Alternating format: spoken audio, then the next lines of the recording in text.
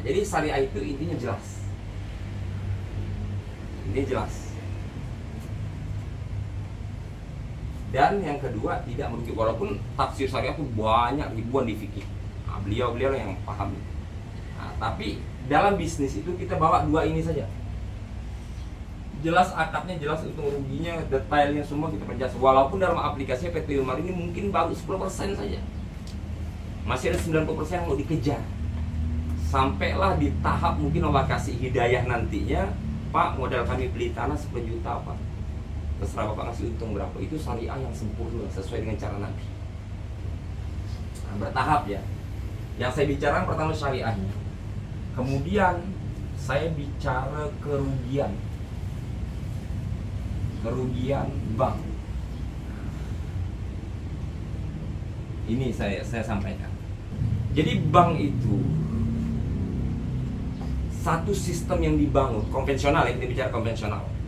Sistem konvensional yang ada pada bank itu dibangun untuk merugikan siapapun yang masuk.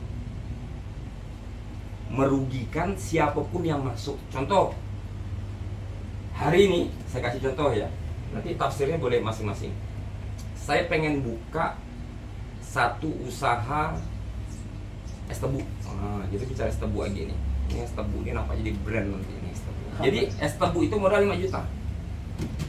Normalnya manusia itu ketika dia mau buka satu usaha, maka dia pegang kan. Kocek, oh enggak ada uang 5 juta. Cek mobil banking, enggak ada uang 5 juta. Jadi yang namanya usaha itu ada modal internal, ada modal eksternal. Paham ya? Usaha itu modal internal, usaha atas uang. Usaha atas uang itu kita internal, kita pribadi kan kocek kita sendiri, kita cek mobil banking, oh enggak ada. Nah, tidak ada di pribadi kita uang itu, maka manusia akan mencari eksternalnya di luar dia. Nah, hari ini dari 100 manusia 99 langsung ingat bank. Dia lupa ada adiknya, ada bapaknya, ada keluarganya. Karena edukasi bank itu udah luar biasa tertanam di otak umat hari ini. Sehingga yang punya duit itu hanya bank, koperasi, CU. Ya kan? Maka eksternal ini ada dua pilihan sebenarnya. Eksternal dari zona perusahaan. Perusahaan ya kayak koperasi, CU, perbankan. Itu zona perusahaan. Yang kedua eksternal dari pribadi juga. Ya kan? Kan hari ini kita sepakat orang yang punya duit itu udah hanya bank. Maksudnya yang punya uang hari ini, mungkin hari ini saya pernah melihat orang punya emas 1 kilo duit dan nanti akan ketemu, seringnya kita silaturahmi akan ketemu orang yang nyimpan uangnya di dalam lemari apa. Jadi ketika kita mau usaha es tebu tadi, pribadi tidak ada, eksternalnya tadi kita cari dari kebiasaan dari bank dengan dari pribadi perorangan. Oke, kita bicara bank, kita ambil. Karena teori dasar manusia memilih bank itu adalah suku bunga. Karena kita mengklaim ahli matematika. Orang Indonesia ini bahkan ada juaranya orang Indonesia kan matematika itu olimpiadenya. Sehingga dibilang kalau saya pakai bank itu, saya pakai KUR namanya sekarang tren kredit usaha rakyat yang hari ini diklaim bahwa ini bantuan pemerintah. Nah, untuk usaha kita. Itu dia hanya minta 0, sekian persen. Anggap 1% lah sudah. Berarti kalau kita minjam 10 juta, berarti bagi hasil kita tidak bicara ribanya ya. Kita bicara riba zonanya ulama. Kita bicara psikologisnya, mentalnya. Bagi hasilnya berapa? Dari 10 juta kalau 1%, 100 ribu. Ya. Kalau saya pakai bank pinjam 10 juta, maka saya membagi untung ke bank 100 ribu. Oke? Kalau saya panggil Ustaz Sidik ke sini. Ustaz, saya punya konsep buat es tebu, modalnya 10 juta ini. Bisa buat 2 es tebu. Kita bisa berkembang dengan penghasilan bisa 50% dari modal, bisa 5 juta hasilnya selama 1 bulan ini. Nah, Ustaz Sidik mau investasi kita 10 juta. Maka normalnya manusia yang memiliki uang di luar bank, dia akan tertarik di ring 3-5% bagi hasilnya. Saya bagi Ustaz Sidik 1%. 10 juta Ustaz setor ke saya bagi Ustaz 100 ribu. Maka dalam otak Ustaz Sidik mending simpan di deposito, simpan di bank 0, sekian persen. low risk, resikonya rendah. Resikonya rendah. Kita simpan. Kalau ini kita investasi ada resiko gagal. Kan seperti itu. Maka dia akan, oke, Ustaz Sidik, saya kasih Ustaz Sidik 5% setiap bulan. Bagi untung langsung. Ustaz jangan tanya saya untung berapa. Pokoknya Ustaz itu dapat 5%-nya berapa? 500.000. Mau saya dapat 10 juta ya itu hak saya. Untung saya 10 juta, yang penting Ustaz Sidik itu 500.000. Dan akadnya Ustaz Sidik pun ketika rugi enggak perlu tahu. Enggak dibebankan kerugian karena dapatnya kecil tadi. Kecuali akadnya persentase. Misal 50-50%, maka kerugian pun 50-50%. Itu kalau bahasa fikihnya tanya dengan beliau lah yang paham. Ada mudharabah, ada apa gitu. Akad-akadnya itu kan. Akad syirkah dan lain sebagainya. Jadi investasi. Nah, rata-rata manusia yang punya uang itu dia akan deal di angka 5%. Berarti Ustaz Sidik akan menerima 500.000. Akal manusia yang tadi pintar kata secara matematika, toh dia akan milih 1%. Dengan kurs yang bagi 100.000 setiap bulan bagi hasilnya. Dengan Ustaz Sidik 500.000, milih mana? Milih 100.000. Masih ada lebih 400.000 bisa ditabung, disimpan atau apa. Nah, itu teori jajahan Belanda. Karena 350 tahun kita dijajah Belanda. Saya belajar ini di India. Makanya hari ini oke, kita pilih bank. Kita bicara bank, kita pilih. Kita tepikan Ustaz Sidik, nggak kita pakai. Kita bicara bank. Bank kita pakai 10 juta kita pinjam. Perjanjian 100.000. BPKB motor saya pegang. Jaminan, ya. 1 bulan, ya kan, yang namanya orang usaha ini, dia tetap berusaha, nggak pakai modal dapat untung. Itu normalnya pedagang berpikir. Kalau bisa nggak pakai modal ada untung. Ataupun modal kecil untung besar. Ataupun ya kan modalnya nggak terlalu besar untung besar. Itu normal pemikiran pedagang dalam menganalisa satu sistem perdagangan. Tapi tetap dia berpikir kalau bisa nggak pakai modal dia dapat untung, ya kan? Makanya kita pinjam uang bank tadi 10 juta. Ya, nanti tinggal dirangkum sendiri ya dengan kata-kata yang sesimpel-simpelnya. Ketika kita sukses di bulan depan kita dapat nih 10 juta. Kita dapat uang 10 juta. Kita panggil pihak perusahaan dari perbankan ataupun koperasi ataupun apa tadi. Pak, saya ada uang 10 juta, saya mau lunas hutang saya yang kemarin. Pihak perbankan bilang, boleh, tapi ada penaltinya. Loh, ini waktu akad tidak ada disampaikan. Berarti terjadi 2 akad. Saya bicara ranah ribanya, itulah ribanya di situ. Sekarang aku mau lunaskan cepat, tiba-tiba jadi 11 juta. Mending ku putarkan lagi duit nih, belikan gerobak es tebu lagi 2. Kan kayak gitu. Yang namanya teori melunaskan cepat itu kan dapat kurang dalam hukum bisnis.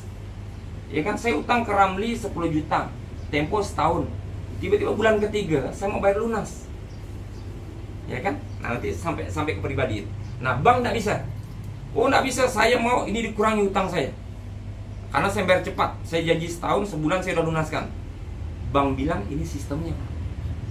Bapak saya kepala cabangnya. Kita pergi ke bapak kita, Pak, aku mau lunaskan, Pak, nggak bisa. Ini sistemnya. Jadi gimana, Pak? Ini udah dari pusat Jakarta. Pergi ke Jakarta, Tegal 10 juta tadi. Oh, bro. Ini sistemnya. Nah, kita dibenturkan dengan sesuatu yang tak nampak. Siapa mau kita mau? Manusia ini punya hati, dibenturkan dengan robot, nggak ketemu dia. Paham nggak? BI checking itu membaca satu orang dia gagal kredit, maka dia menjadi manusia bejat 5 tahun. Sistem membaca itu. Maka ketika manusia dibenturkan dengan robot, dengan sistem, nggak akan ketemu, rusak deh. Ujungnya dia harus ngikut sistem. Kita nih hati kita berbolak-balik. Disuruh ngikut yang datar tadi, yang naik-naik, yang turun-turun. Data nggak bisa berubah. Sistem kan robot nggak bisa berubah. Itu pertama. Kita untung nih, sehingga yang tadinya harusnya bulan ini kita nggak punya utang, menjadi nanggung utang 1 tahun. Gara-gara pelunasan nggak bisa. Normalnya manusia hidup itu, dia tahu hutang itu siang bawa dia hina, malah bawa dia gelisah. Pasti orang berutang tuh mau cepat lunas utang. Siapapun dia, kalau dia masih waras. Nah, gara-gara ini kita nggak bisa jadi waras tadi. Jangan-jangan belum lunas setahun kita mati bawa utang. Ya kan? Itu kerugian ketika kita sukses usaha kita balikkan es tebu, kita bangkrut. Ya kan? Begitu majang di depan ada mobil lewat ngentam, habis gerobak pecah semua, tidak ada asuransi, bangkrut. Ya kan? Dia mau tarik kita punya motor karena tidak ada pembayaran. Kita bilang tidak bisa lah, ini motor saya bukan aku untuk ini, untuk anak sekolah, untuk apa lain sebagainya, untuk kerja. Oh, tidak bisa. Perjanjian dalam BPKB-nya, siapa pemegang BPKB dia pemilik. Kan seperti itu. Nah, siapa pemegang BPKB dia pemilik. Sehingga kita mengusahakan bapak kita sendiri, ini kepala cabangnya, tidak bisa. Nah, ini sistem. Sistem itu udah nyita memang. Sehingga dibenturkan kita, siapa komputer mau kita pukul? Tidak bisa. Semua jawabannya itu dibenturkan ke robot sistem. Itu kerugiannya. Nah, kalau ke manusia, ke Ustaz Ramli, nah, saya pinjam ke Ustaz Ramli 10 juta. Oke? Ustaz Ramli bilang deal bagi hasilnya 5%. Ustaz Ramli bilang berarti Ustaz Ramli dapat 500.000 setiap bulan bagi hasil dari saya, tebu saya. Tiba-tiba bulan depan saya punya uang 10 juta. Ya kan? Saya panggil Ustaz Ramli, ini kan janji saya setahun nih. Ya kan? Kerja sama kita tadi nih, permodalannya saya pas bulan ini dapat nih saya. Jadi Ustaz Ramli, bisa enggak ini saya lunaskan? Jadi 10.500.000 ya. Enggak, hanya dapat untung 500 plus modalnya balik 10 juta. Ya kan otomatis manusia akan berpikir, kalau ini diambilnya modalnya udah dapat, untung dapat 0%. Kalau ditunggukan setahun, iya kalau benda ini hidup terus, kalau bangkrut, ya kan pasti diambil. Sehingga hutang kita hanya 500.000, bunganya tadi sebenarnya hanya 5%. Nah, kalau dengan perbankan tadi 12%, harus setahun kita selesaikan. Ya kan? Jadi 1% tiap bulan memang, tetapi jadi 12 bulan. 12%. Oke? Di sini kita pelunasannya mudah. Akan seperti itu. Nah, ketika terjadi permasalahan, kita bicara bangkrut pula, kena tabrak tadi kan, hancur, tebunya semua dari jualan. Kita panggil Ustaz Ramli, ya Allah, saya nih tebu saya tabrak pula dengan mobil kemarin. Udah lah, yang nabrak tuh supir pula, tak berduit ini. Gimana Ustaz Ramli ya? Saya ini belum bisa bagi hasil ini. Kasar-kasarnya Ustaz Ramli, dia manusia, dia punya hati. Oh, Pak Arif janji bulan depan, bulan ini saya udah dapat keuntungan, kok bisa jadi begini? Saya mau tahu Pak Arif, 3 bulan ke depan Pak Arif harus lunaskan. Kalau enggak Pak Arif saya penjara. Tapi ada tenggang waktu. Betul dia bilang penjara, tapi masih dikasih waktu 3 bulan. Karena dia punya hati. Atau itulah Pak Ramli, saya nggak bisa karena anak saya sakit ini. Kalau bang nggak mau tahu, mau anak kita sakit mati, kita sakit, waktunya sita ya sita. Kecuali kita tegas, bisa seperti itu. Cuma resikonya tinggi, gitu loh. Nah, itu seperti itu, resikonya tinggi. Jadi ini kita bicara tentang dapat nggak kerugian banknya tadi dari statement ini, dapat ya. Nah, jadi